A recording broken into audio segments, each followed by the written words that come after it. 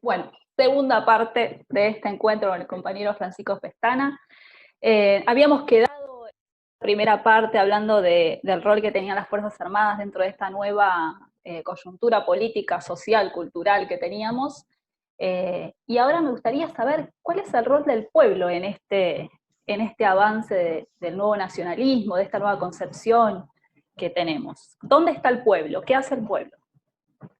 Bueno, en primer lugar, no puede comprenderse al peronismo, y lo voy a decir con palabras duras, sin comprender en su profundidad, digamos, extrema, el experimento sociológico y antropológico que fue nuestro país.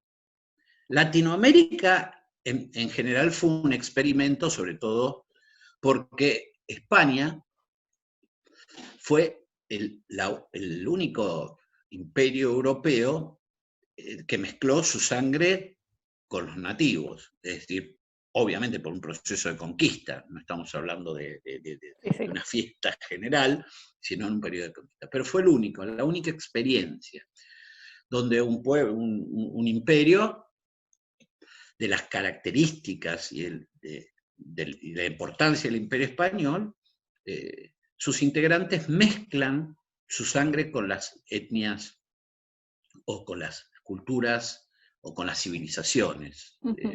Yo, generalmente, los antropólogos y los historiadores hablan de etnias. Acá había civilizaciones. Mezclan su sangre con las civilizaciones. Exacto.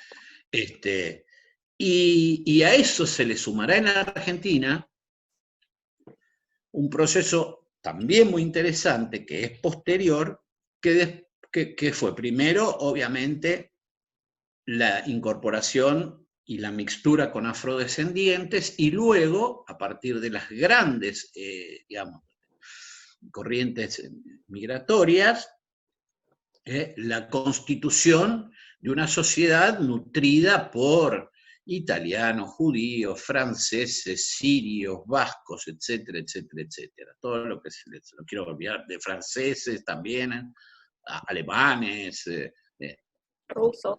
Es decir, esa inmigración masiva que fue básicamente aluvional y que si bien tuvo experiencias particulares a través de lo que se llamaron las colonias, por ejemplo, la colonia judía en Moisés, la colonia francesa en Deró, la colonia alemana en Crespo, fue una inmigración masiva y a la que te criaste.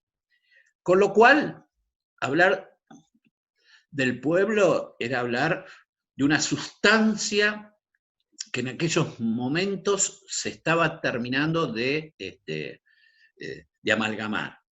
Porque obviamente que el periodo hispano-colonial son 300 años, lógicamente, tuvo su tiempo de constitución, con sus instituciones, con sus discriminaciones, con todo lo que puede reconocerse al mundo hispano-colonial, pero después, ya prácticamente concluidas las guerras civiles, esa inmigración aluvional que empieza, digamos, a lentamente, o mejor dicho, aceleradamente, a amalgamarse, esa amalgama de la que hablaba Scalabrini Ortiz.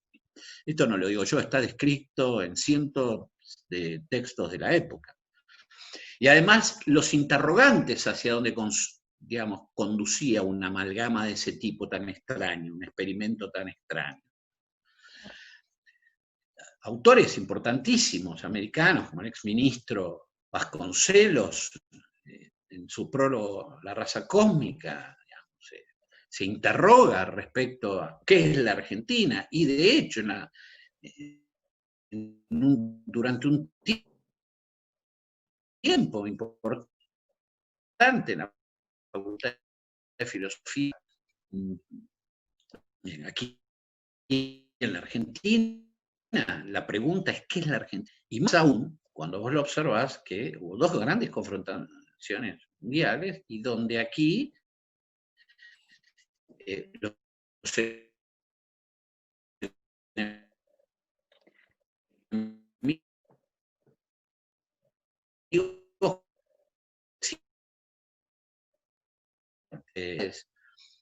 fue... Pancho, se me fue internet.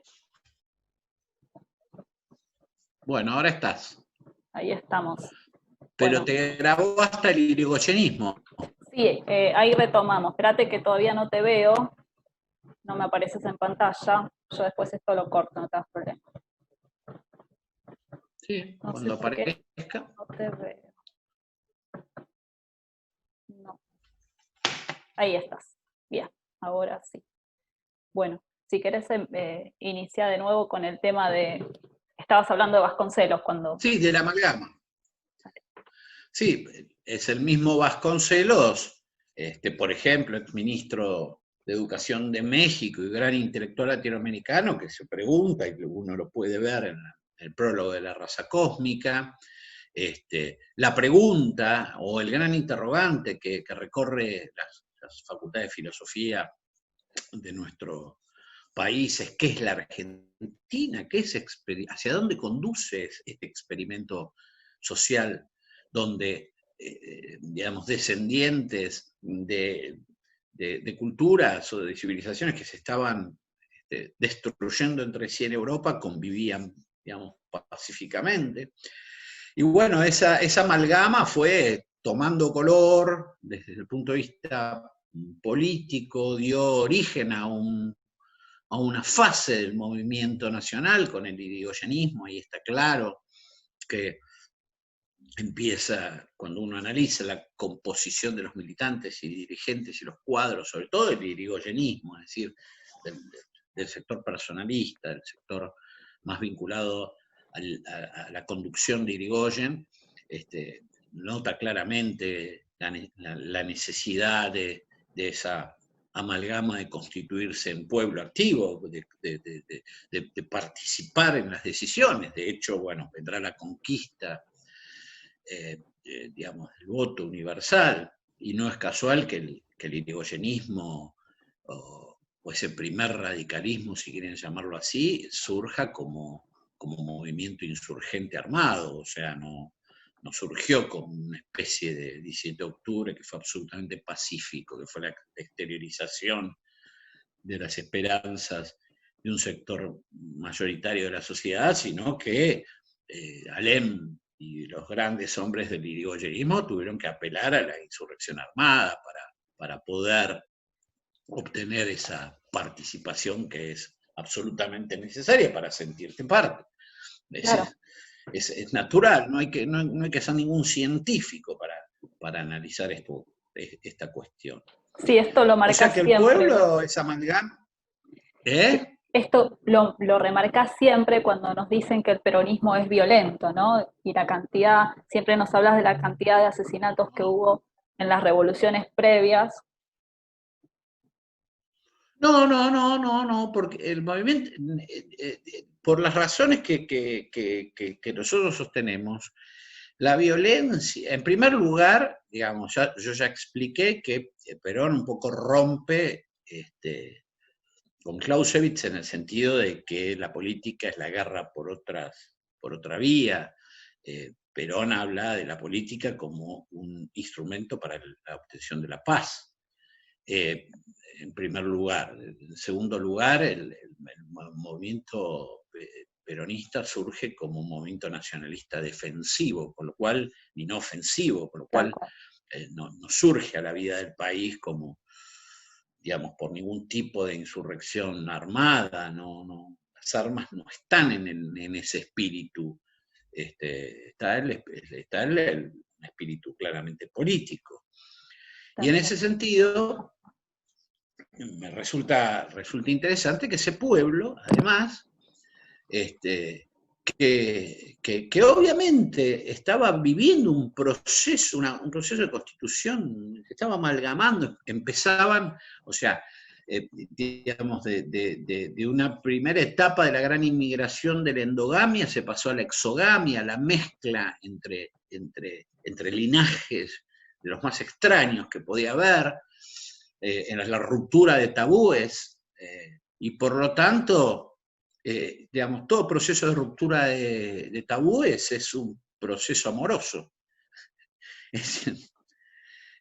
Acá no fueron, salvo algunos grupos minúsculos que veían al enemigo tal o al enemigo tal, acá en realidad más que enemigos se veía la posibilidad exacto, o sea, y eso hay que entenderlo también, por lo tanto un movimiento de estas características no podía, no pudo, no surgió como, digamos, como insurrección. En todo caso, si uno podría decir que el peronismo puede ser consecuencia de una antropología del amor. El amor entre quién, entre diferentes. Imagínense que entre 1860 y en menos de 80 años ingresaron cuántos millones de personas al país de los más distintos orígenes. Imagínense que hecho, esto también hay que hacer un ejercicio de imaginación. De Perón con Evita, esta unión que tienen Perón y Evita, que provienen de diferentes realidades de nuestro país, es un poco el reflejo de eso. Es un poco una representación. Claro, ¿no? Claro. Bueno, y a nivel cultural... Bueno, y a nivel cultural ese proceso de amalgama es tremendo. Acá, digamos, la mayoría de los historiadores, muy pocos, salvo los que trabajan en historia de la cultura, qué sé yo, algunos, como Fermín Chávez, etc., dejaron de ver algo muy importante, que en ese proceso de construcción de esta amalgama hay una revolución cultural. Porque que nacemos a la vida sin elegir dónde nacemos, digamos, se amalgamaron con otros que eligieron dónde vivir, ¿no? Claro. Y entonces, lógicamente, lo que se produce es un gran interrogante sobre la identidad. Es decir, y ese interrogante sobre la identidad es ensayado primero desde la cultura. Es decir, hay una revolución cultural entre el 20 y el 40. Yo no podría enunciar, porque no me alcanzaría el tiempo de enunciar todos los hombres y mujeres de la cultura de aquellos tiempos y su entidad. Que inclusive están desde los Scalabrini, Marechal, hasta los que negaron al peronismo, como Victorio Campo, como Borges, o como Mujica, jóvenes, pero que contribuyeron, digamos, a ese proceso de, diríamos, de tratar de elaboración de cuáles eran los rasgos identitarios de esa amalgama. Y para ello, lógicamente, muchos de ellos apelaron a lo tradicional. Por eso el grupo literario al que pertenecieron Marechal, Borges, Scalabrini o Campos se llamaron martinfierristas. Imagínate, eligieron el nombre.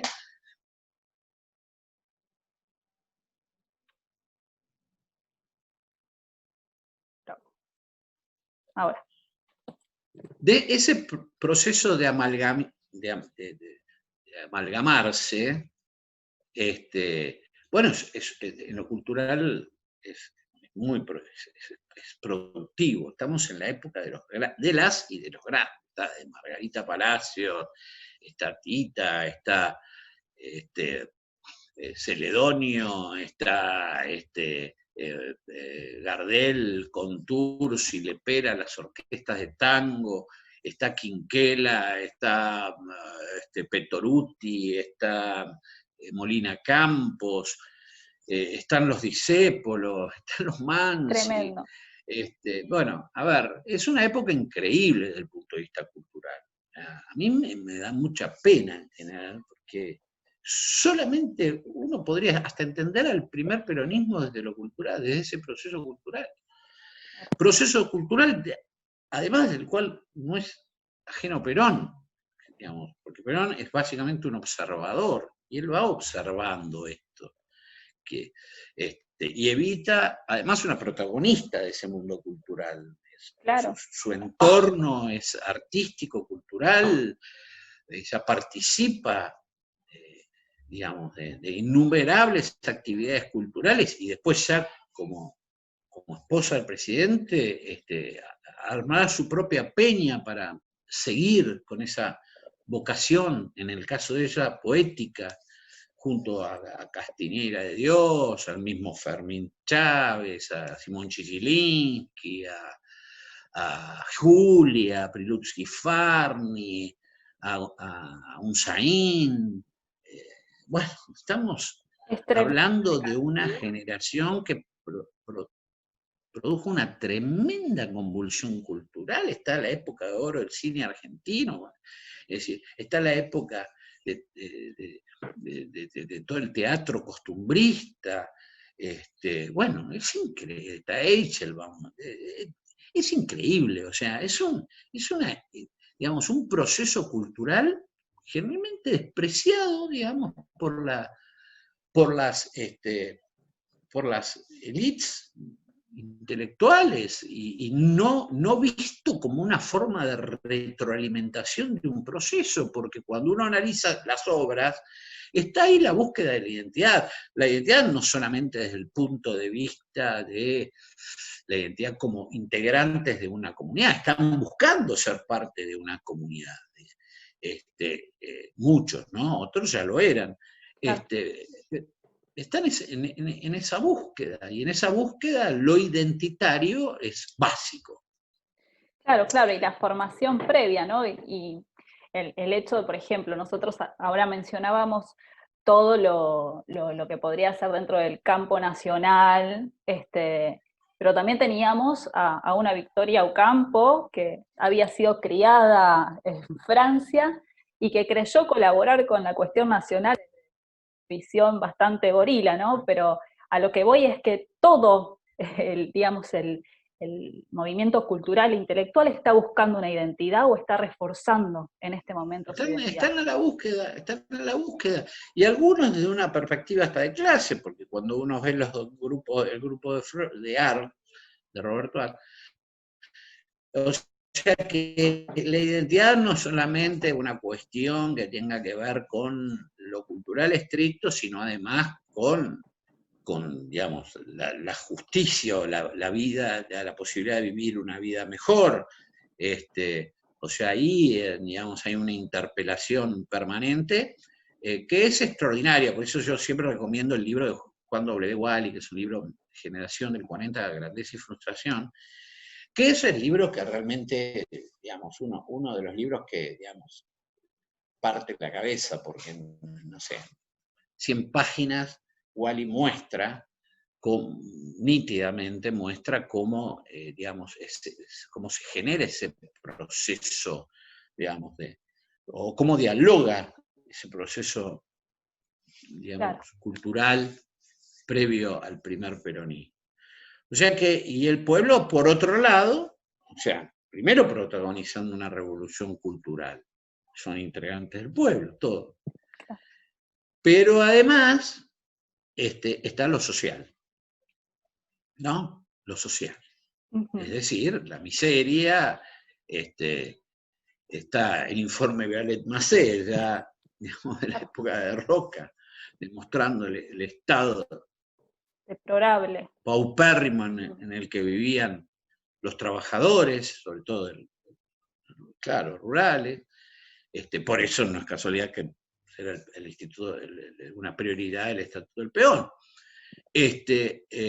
Pero además, digamos, el pueblo está, digamos, en lo espiritual está en la búsqueda de la síntesis de ese experimento. Y por otro lado, la búsqueda de un mundo más justo y de un mundo que subsista, porque en definitiva está participando el pueblo de los mismos interrogantes, de la misma incertidumbre que están viviendo quienes ejercían los liderazgos transitorios en la política, en lo empresarial, etc. Tal cual. Así que esas dos cosas, como para sintetizar esta segunda parte, Digamos, así como en la primera dijimos que no es comprensible el primer peronismo sin la incertidumbre que despierta el espanto de la guerra y las posibilidades de destrucción, no es inentendible sin el cambio de roles dentro del ejército, básicamente por la incorporación de las tesis de Van der Goltz. Tampoco el peronismo es comprensible sin entender estos dos últimos aspectos. Primero, la tremenda convulsión cultural que vive la Argentina, producto, entre otras cosas, de la conclusión de la gran inmigración y la necesidad de amalgamar. Amalgama que se demuestra claramente, digamos, con el surgimiento del tango, porque el tango es un abrazo. Tal cual. O sea, la danza que surge sobre todo de los arrabales, que es donde estaban todos mezcladitos, es un abrazo. Tal Primero cual. entre hombres y después fue una... Lo Sí, cual sí. no es muy difícil de entender. General, claro, pero se deja casi siempre de lado esta parte cultural y hasta espiritual, ¿no? Que siempre habla la doctrina peronista. Entonces pasamos de esa incertidumbre a la búsqueda de esta identidad. Son todos puntos de contacto y todo orientado hacia, digamos, hacia la conformación de una comunidad. Claro. Claro. Y la nostalgia que también aparece, ¿no? En esto de, por ejemplo, cuando Scalabrini habla del hombre que está solo y espera, los tangos.